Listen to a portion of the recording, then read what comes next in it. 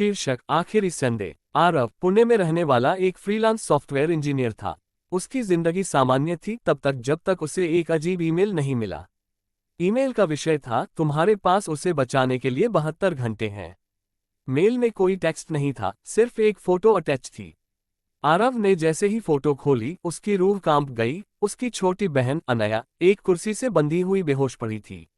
उसने घबराकर अनया को कॉल किया लेकिन फोन बंद था। दिल्ली में माता पिता को फोन किया, वो भी कुछ नहीं जानते थे। पुलिस के पास गया लेकिन उन्होंने मजाक समझकर टाल दिया। अब आरव को खुद ही कुछ करना था।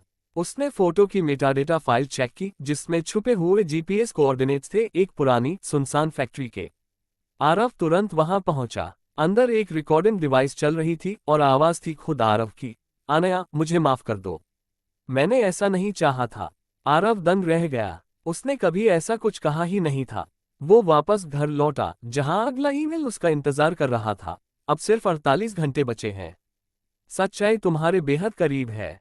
इस बार अटैचमेंट में बैंक ट्रांजैक्शन की स्लिप थी। 5 लाख रुपए आरव के खाते से किसी राघव देशमुख को ट्रांसफर हुए थे।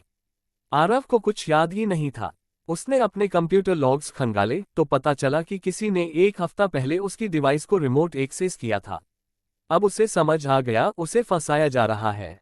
राघव को ट्रैक किया गया। वो एक स्ट्रगलिंग एक्टर था जिसे किसी ने पैसे देकर एक वीडियो शूट में काम करने को कहा था। उस आदमी ने जो हूबहू आरव जैसा दिखता था।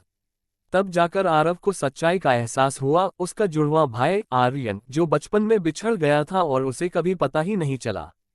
आर्यन ने सालों पहले सच जाना था लेकिन उसका बचपन तिरस्कार और दर्द से भरा था। अब वो बदला लेने लौटा था। अब बस कुछ ही घंटे बचे थे। सुराग आरव को लोनावला के एक पुराने बंगले तक ले गए। बेसमेंट में अनया बंद थी, कमजोर लेकिन जिंदा। तभी आर्यन सामने आया। तूने वो जिंदगी छीन ली जो मेरी थी, उसने गन तानते हुए कहा।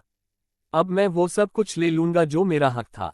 आर्यन ने जैसे ही गोली चलाने की कोशिश की, पुलिस ने धावा बोल दिया। राघव ने गुप्त रूप से सब कुछ बता दिया था। आर्यन को गिरफ्तार कर लिया गया। अनया बच गई, लेकिन कहानी यहीं खत्म नहीं हुई। आखिरी सीन में आर्यन जेल में बैठा सीसीटीवी कैमरे की ओर देखकर मुस्कुराता है और फुसफुसाता है, ये तो बस शुरुआत थी। योजक चिन्ह, योजक चिन्ह, योजक चिन्ह। क्या आप इस कहानी का अगला भाग या इसका फिल्मी स्क्रिप्ट वर्जन चाहते हैं?